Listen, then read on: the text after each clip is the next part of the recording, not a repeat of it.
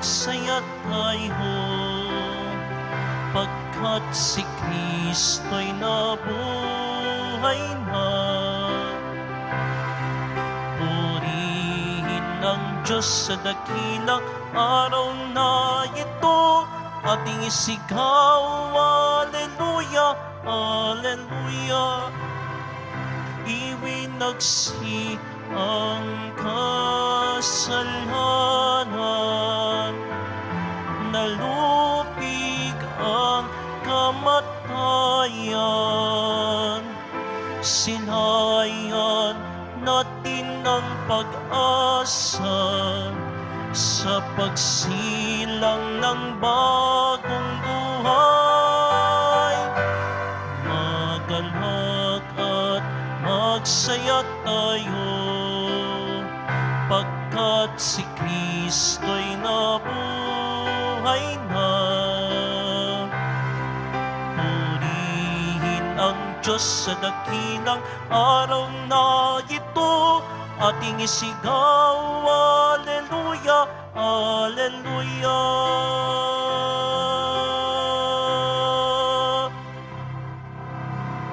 Simulan natin ang ating pagdiriwang sa ngalan ng Ama at ng Anak at ng Espiritu Santo. Amen. Ang pagpapala ng ating Panginoong Hesukristo, ang pag-ibig ng Diyos Ama at ang pakikipagkaisa ng Espiritu Santo naway sumain yung lahat. At sumayo rin. Mga kapatid, tinipon tayo bilang kaanib ng angka ng Diyos.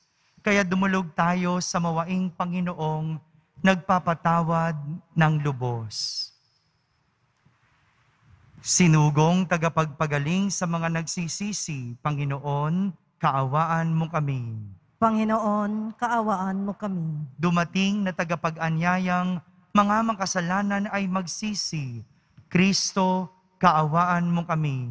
Kristo, kaawaan mo kami. Nakaluklok ka sa kanan ng Diyos Ama para ipamagitan kami. Panginoon, kaawaan mo kami. Panginoon, kaawaan mo kami. Kaawaan tayo na makapangyarihang Diyos, patawarin tayo sa ating mga kasalanan at patnubayan tayo sa buhay na walang hanggan. Amen. Manalangin tayo. Ama naming makapangyarihan, ang mga sumasampalataya sa iyo ay iyong binuhay sa tubig ng binyag na pinagsilangan. Lingapin mong lagi ang mga isinilang kay Kristo. Ngayong ang kasalanan at kamatayay kanyang natalo upang ang mga bininyagan ay manatili sa pagpapala mo. Sa pamamagitan niya, kasama ng Espiritu Santo, magpa sa walang hanggan. Amen. Magsupo muna ang lahat.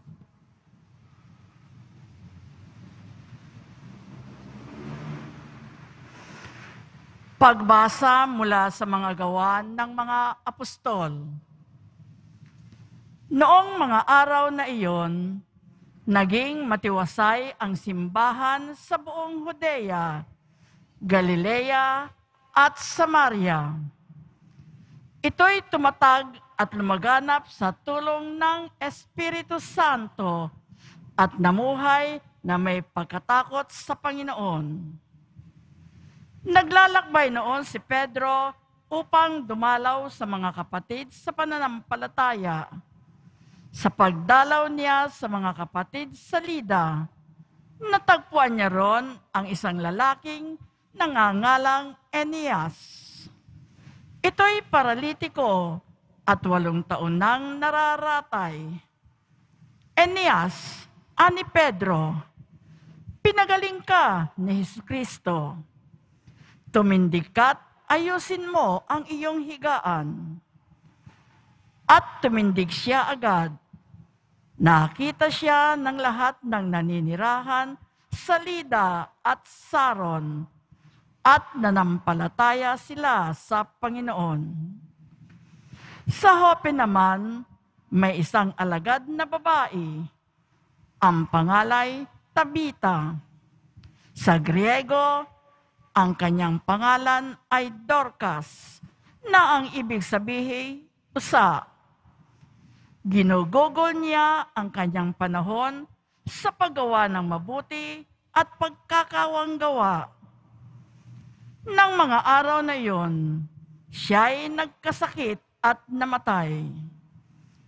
Nang mapunasan na ang bangkay, ito'y ibinurol sa silid sa itaas. Di kalayuan sa Jope ang Lida. Nang mabalitaan ng mga alagad na naroon si Pedro, inutusan nila ang 2 lalaki upang siya'y pakiusapang pumunta agad sa Jope. Sumama naman sa kanila si Pedro. Pagdating doon, dinala siya sa silid sa itaas. Agad lumapit sa kanya ang mga babaeng balo na nanangis at ipinakikita ang mga balabal at mga damit na ginawa ni Dorcas nung ito'y nabubuhay pa. Pinalabas ni Pedro ang lahat. Siya'y lumuhod at nanalangin. Pagkatapos, humarap siya sa bangkay at sinabi, "Tabita, bumangon ka." Dumilat si Tabita at naupo nang makita si Pedro. Hinawakan ni Pedro ang kanyang kamay at tinulungan siyang tumindig. Pagkatapos, tinawag niya ang mga banal at ang mga babaeng balo at iniharap sa kanila si Dorcas na buhay na. Nabalita ito sa buong Jope, kaya't marami ang sumampalataya sa Panginoon. Ang salita ng Diyos. Salamat sa Diyos. Sa lahat ng iyong kaloob, anong aking ihahandog? Sa lahat ng iyong kaloob, anong aking ihahandog? Sa Diyos ko't Panginoon, ano ang aking ihahandog? Sa lahat ng kabutihan na sa akin ay kaloob. Ang handog ko sa dambana ay inumin na masarap bilang aking pagkilala sa ginawang pagliligtas. Sa lahat ng iyong kaloob, anong aking ihahandog? Sa tuwinang magtitipon ang lahat ng kanyang hirang, ang anumang pangako ko ay doon ko ibibigay. Masakit sa kalooban ng puon kung may papanaw. Kahit ito ay iisa, labis siyang magdaramdam.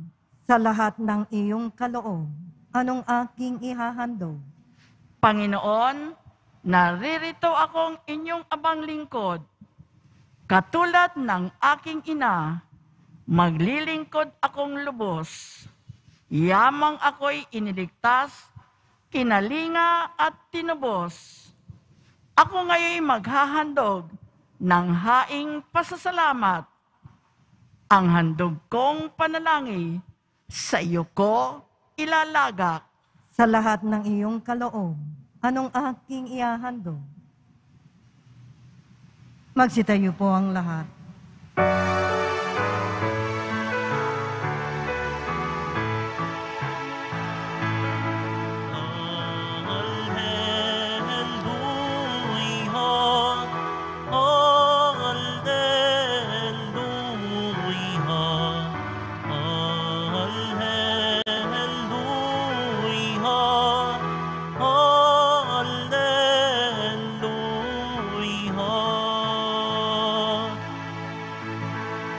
Espiritu bumubuhay. Ang salita mo may kapal, buhay mo ang tinataglay. Alleluia, alleluia.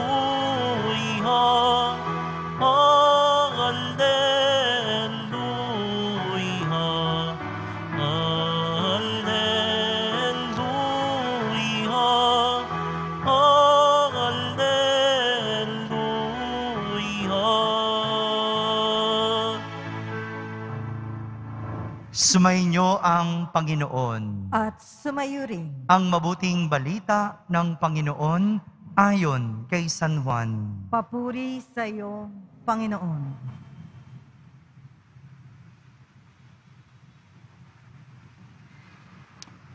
Noong panahong iyon, marami sa mga alagad ni Jesus ang nagsabi, "Mabigat na pananalita ito. Sino ang makakatanggap nito?" Alam ni Jesus na nagbubulong-bulungan ang kanyang mga alagad tungkol dito. Kaya't sinabi niya, "Dahil ba rito'y tatalikuran na ninyo ako? Gaano pa kaya kung makita ninyong umaakyat ang anak ng tao sa dati niyang kinaroroonan? Ang Espiritu ang nagbibigay buhay. Hindi ito magagawa ng laman. Ang mga salitang sinasabi ko sa inyo ay Espiritu at buhay. Ngunit may ilan sa inyong hindi nananalig sa akin. Sapagkat talastas ni Jesus, buhat pa noong una kung sino-sino ang hindi nananalig sa Kanya. At kung sino ang magkakanulo sa Kanya.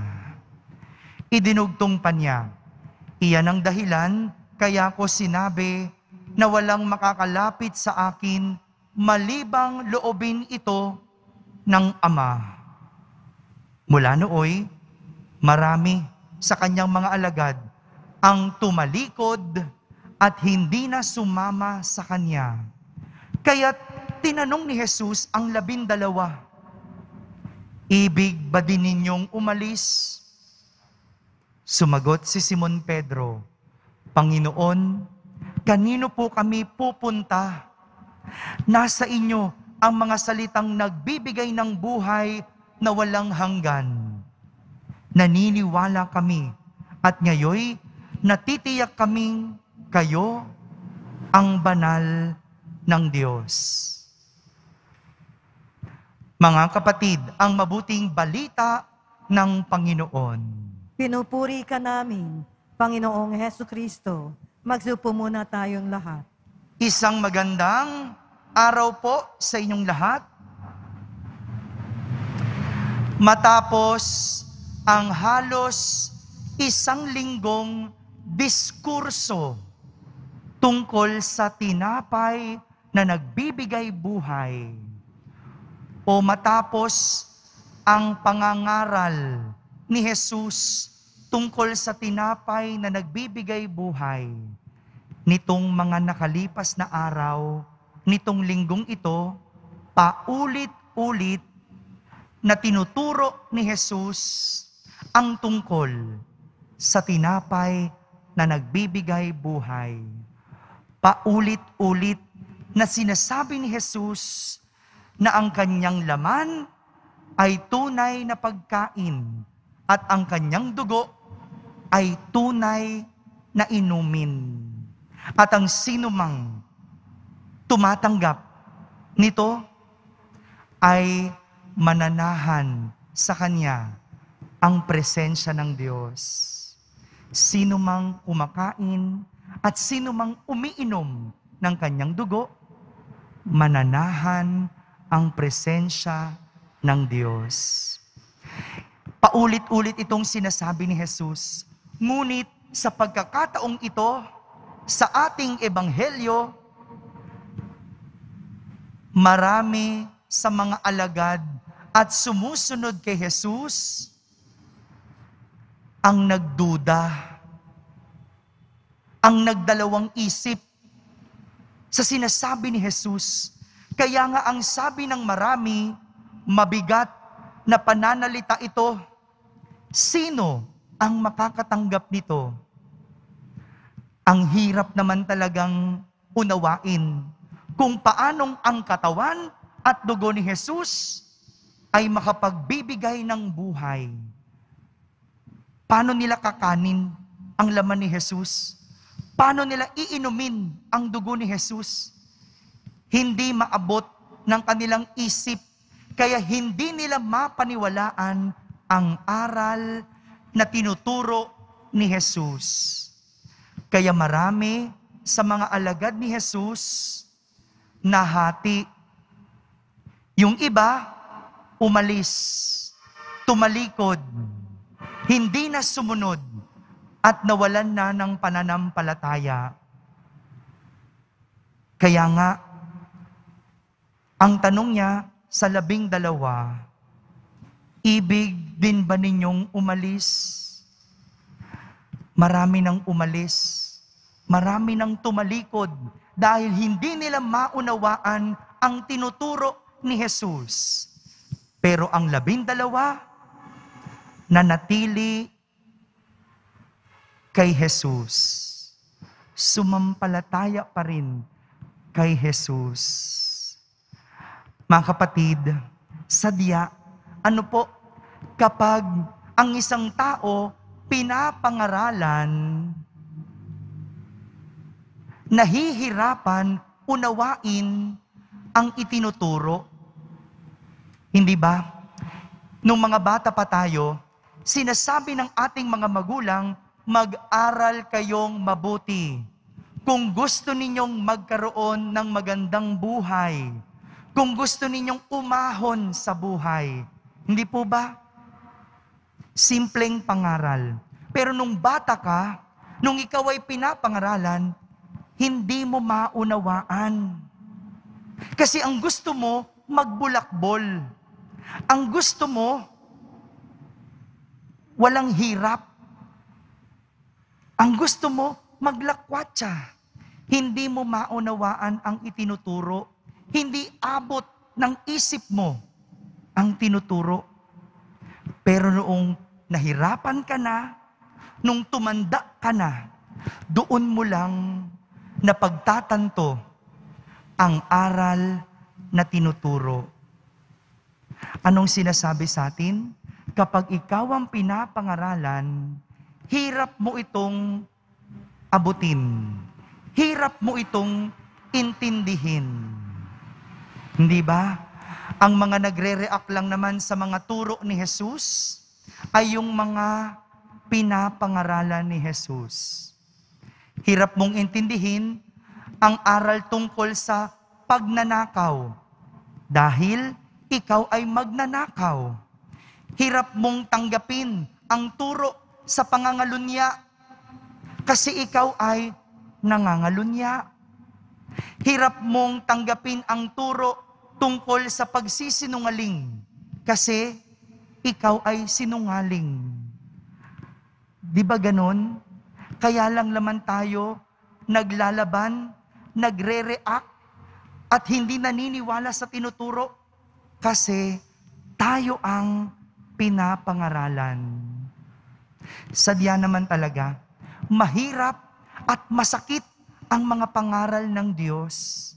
Pero kung ating uunawain at pagkakatiwalaan ang Diyos, ito ang magdadala sa atin sa maayos at tuwid na landas. Yung mga hindi naniwala kay Jesus, tumalikod,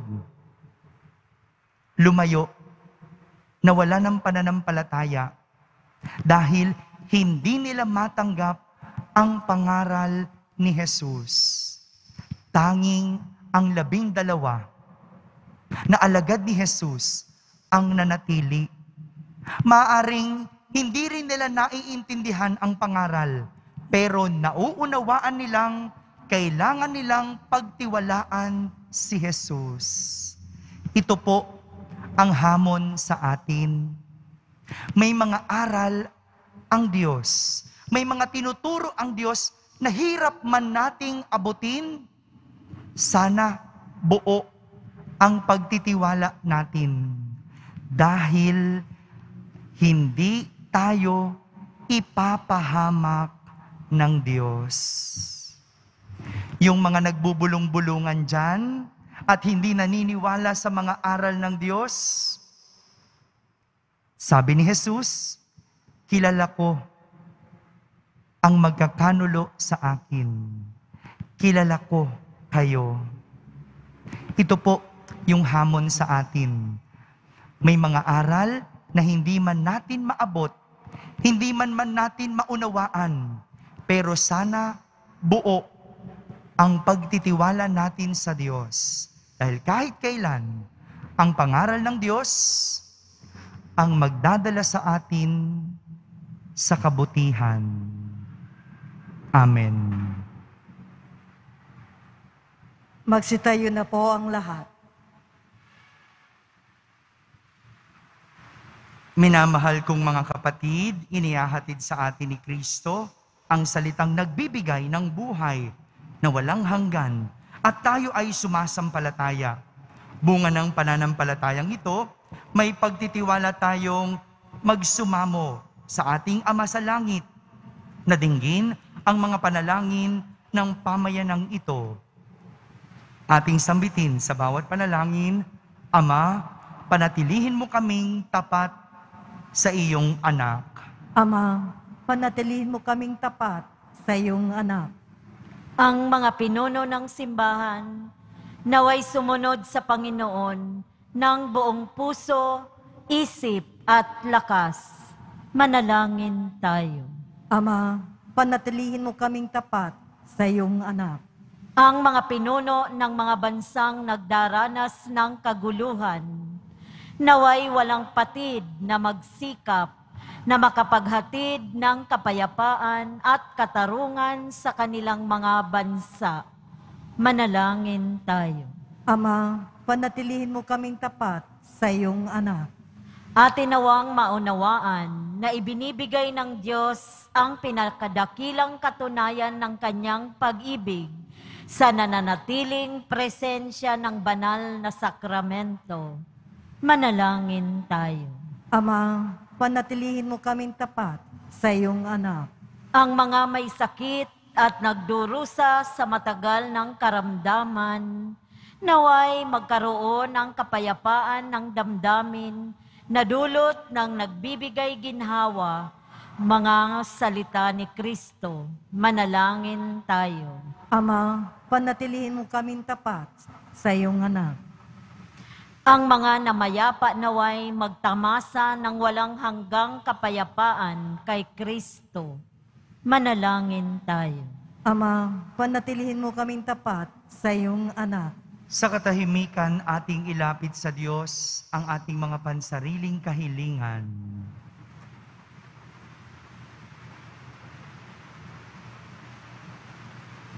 Sama natin sa ating panalangin ang isang payapa at tapat na eleksyon. Manalangin tayo. Ama, panatilihin mo kaming tapat sa iyong anak. Ama, nasa iyong anak ang mga salita ng buhay. Wala kaming patutunguhan kundi sa Kanya. Iniaalay namin ang aming mga panalangin sa ngalan niya na nabubuhay at nagahari magpa sa walang hanggan. Amen. Magsupo ang lahat.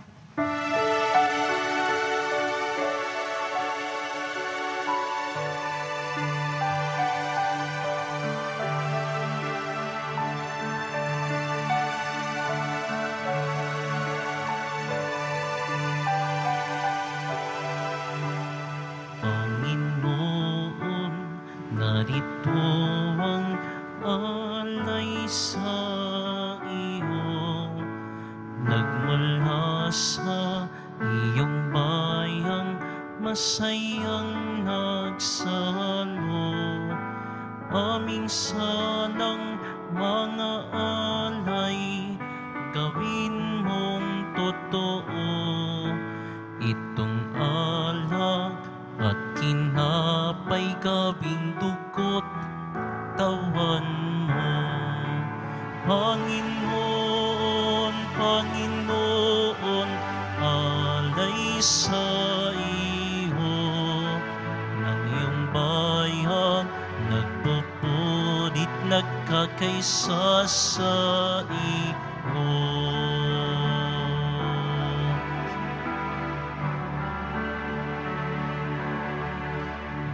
bigkas palad naming alay, mga bungang ito, ang tinapay at alak na sa lupa'y hango, pati puso namit isip, laan din sa'yo, nang magbagot maging ilaw, gabay tulad mo. Panginoon, Panginoon, sapat na ito, ang matulad sa iyong pusong yakap ang buong mundo. Magsitayo na po ang lahat. Manalangin kayo mga kapatid upang ang paghahain natin ay kalugdan ng Diyos amang makapangyarihan. Tanggapin nawa ng Panginoon itong paghahain sa iyong mga kamay, sa kapurihan niya at karangalan sa ating kapakinabangan at sa buong sambayanan niyang banal. Ama naming lumikha, tanggapin mo at kalugdan ang mga alay ng iyong angkan upang sa tulong ng iyong paglingap at pagsubaybay, ang bigay mo sa aming puhunan ay hindi masayang. Sa pamamagitan ni Jesucristo, kasama ng Espiritu Santo, magpa sa walang hanggan. Amen. Sumainyo ang Panginoon. At sumayo rin. Itaas sa Diyos ang inyong puso at diwa. Itinaas na namin sa Panginoon. Pasalamatan natin ang Panginoong ating Diyos. Marapat na siya ay pasalamatan. Ama naming makapangyarihan, tunay ngang marapat na ikaw ay aming pasalamatan. Ngayong ipinagdiriwang ang paghahain ng Mesiyas, ang maamong tupa na tumubos sa aming lahat. Sa paghahain ng sariling buhay at sa pagkabuhay ng anak mong mahal, nabuksang ganap ang iyong tahanan at kaming pinaghaharian mo'y naging kasambahay. Sa pagkamatay niya sa krus, nalupig ang kamatayan. Sa kanyang pagkabuhay, naging buhay siya ng tanan. Kaya kaysa ng mga anghel na nagsisiawit ng papuri sa iyo na walang humpay sa kalangitan, kami nagbubunyi sa iyong kadakilaan. Santo, Santo, Santo, Panginoon Diyos ng mga hukbo, napupunuan langit at lupa ng kadakilaan mo. Hosana sa kaitaasan, pinagpala ang naparirito sa ngalan ng Panginoon. Hosana sa kaitaasan, magsilod po ang lahat. Ama naming banal, ikaw ang bukal ng tanang kabanalan. Kaya't sa pamagitan ng iyong Espiritu, ay gawin mong banal ang mga kaloob na ito upang para sa amin ay maging katawan at dugo ng aming Panginoong Hesukristo. Bago niya, pinagtiisang kusang loob na maging handog, hinawakan niyang tinapay, pinasalamatan kanya, pinaghati-hati niya iyon, iniyabot sa kanyang mga lagad at sinabi, "Tanggapin ninyong lahat ito at kanin, ito ang aking katawan na inihahandog para sa inyo."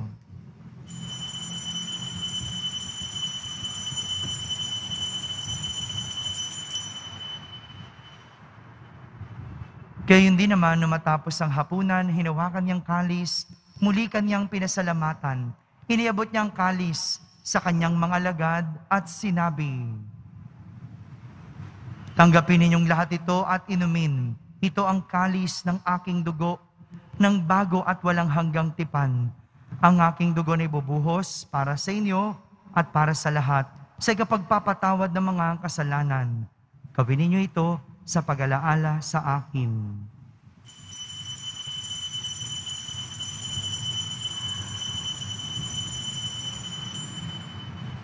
Magsitayo na po ang lahat. Ipagbunyi natin ang misteryo ng pananampalataya. Si Kristo'y namatay, si Kristo'y nabuhay, si Kristo'y babalik sa wakas ng panahon.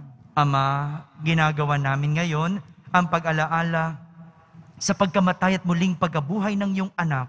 Kaya't inaalay namin sa iyo ang tinapay na nagbibigay buhay at ang kalis na nagkakaloob ng kaligtasan. Kami nagpapasalamat dahil kami iyong minarapat na tumayo sa harap mo para maglingkod sa iyo. Isinasamo namin kaming magsasalo-salo sa katawan at dugo ni Kristo ay mabuklod sa pagkakaisa sa pamamagitan ng Espiritu Santo. Ama, lingapin mo ang iyong simbahang laganap sa buong daigdig. Puspusin mo kami sa pag-ibig kaysa ni Francisco na aming Papa, ni Jose na aming Obispo at ng Tanang Kaparian. Alalahanin mo rin ang mga kapatid naming nahimlay na may pag-asang sila'y muling mabubuhay. Gayon din ang lahat ng mga pumanaw. Kaawan mo sila at patuloyin sa iyong kaliwanagan. Kaawan mo at pagindapating kaming lahat na makasalo sa iyong buhay na walang wakas. Kaysa na mahal na Birheng Maria na Ina ng Diyos, ng kabiyak ng puso niyang si San Jose, kaysa ng mga apostol at ng lahat ng mga banal na namuhay dito sa daigdig ng kalugod-lugod sa iyo. May pagdiwang nawa namin ang pagpupuri sa kararangal mo sa pamamagitan ng iyong anak na aming Panginoong Hesukristo. Sa pamamagitan ni Kristo, kasama niya at sa Kanya, ang lahat ng parangal at papuri ay sa iyo, Diyos Amang makapangyarihan, kasama ng Espiritu Santo, magpa sa walang hanggan. Amen. Amen. Sa tagubilin ng mga nakahagaling na utos at turo ni Jesus na Panginoon natin at Diyos, ipahayag natin ng lakas loob.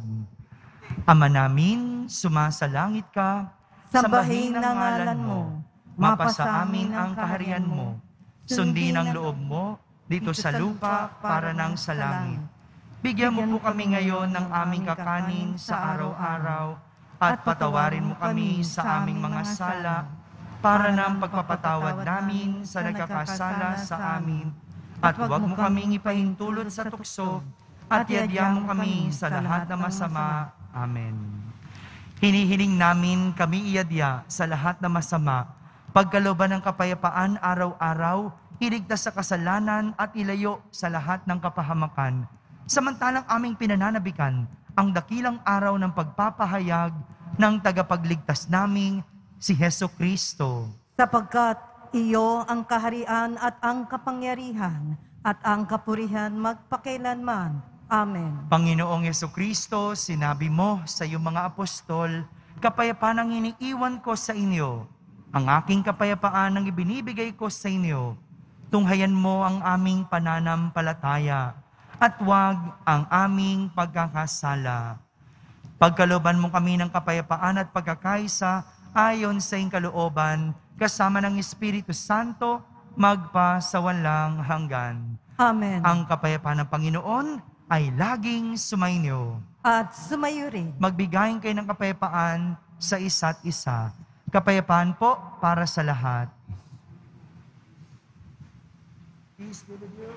Kordero ng Diyos na nag-aalis ng mga kasalanan ng sanlibutan, maawa ka sa amin. Kordero ng Diyos na nag-aalis ng mga kasalanan ng sanlibutan, maawa ka sa amin. Kordero ng Diyos na nag-aalis ng mga kasalanan ng sanlibutan, ipagkaloob mo sa amin ang kapayapaan. Magsilod po ang lahat.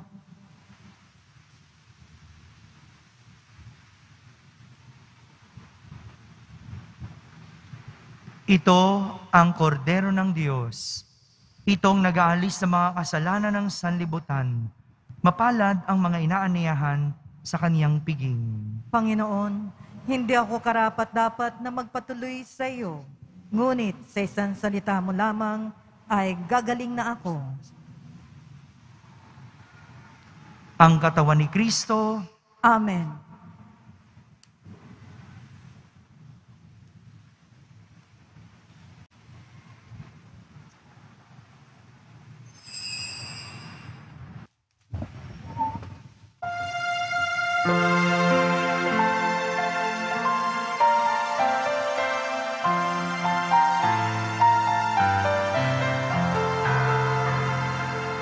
Si Jesus Nazareno,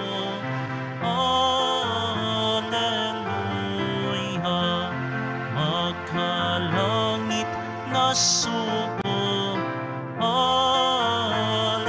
Alleluia, ay naglingkod na tunay, Alleluia, sa siya'y mamatay. Alleluia.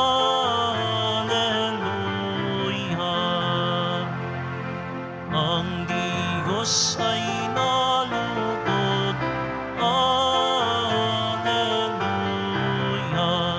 Sa kaniyang abang lingkod. Alleluia. Si Jesus Nazareno. Alleluia. Hari ng buong mundo. Alleluia. Parangalan ang Ama. Alleluia. Sa dakila niyang gawa. Alleluia. Binuhay niya si Kristo. Alleluia. Ang pag-asa ng tao. Alleluia. Si Jesus Nazareno. Alleluia. Makalangit na sugo. Alleluia. Ay naglingkod na tunay. Alleluia. Hanggang sa siya'y mamatay. Alleluia.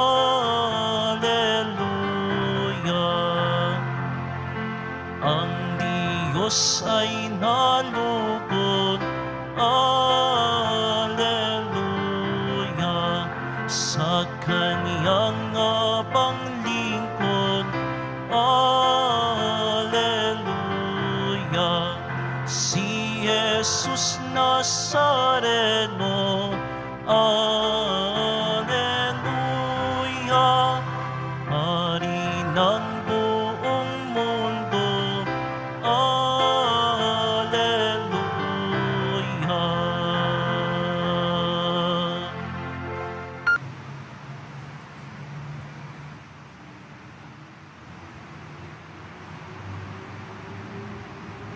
Manalangin tayo. Magsitayo na po ang lahat. Ama naming mapagmahal, ipagpatuloy mo ang iyong matapat na pagsubaybay sa iyong mga dinudulutan ng kaligtasan upang mga ipinagpakasakit na sagipin ng iyong anak ay makinabang sa pagkabuhay niyang nagbibigay galak. Sa pamamagitan niya kasama ng Espiritu Santo, magpa sa walang hanggan. Amen. Sumainyo ang Panginoon. At sumayo rin. Pagbabasbas ng Poong Yesus Nazareno. Mahal na Poong Yesus Nazareno, inihayag mo sa pamamagitan ng krus ang walang maliw na pag-ibig ng Diyos sa sangkatauhan. Pakinggan mo ang kahilingan ng iyong angkan na nagsusumamo sa iyo. Makamtanawan nila ang inyong katugunan at tanggapin ang kasagutan na may utang na loob na tinatanaw. Basbasan din po ninyo ang lahat na may karamdaman at nahihirapan. Sa pamamagitan ng bendisyon na ito, naway maalala nila ang mga pangako nila noon sa binyag na ikaw ang kanilang iibigin at pagdilingkuran bilang Panginoon magpa sa walang hanggan. Amen. At pagpalain kayo ng makapangyarihang Diyos, Ama, Anak, at Espiritu Santo. Amen. Tapos na po ang ating pagdiriwang humaiking taglay ang pag-ibig at kapayapaan ng Poong Yesus Nazareno. Salamat sa Diyos.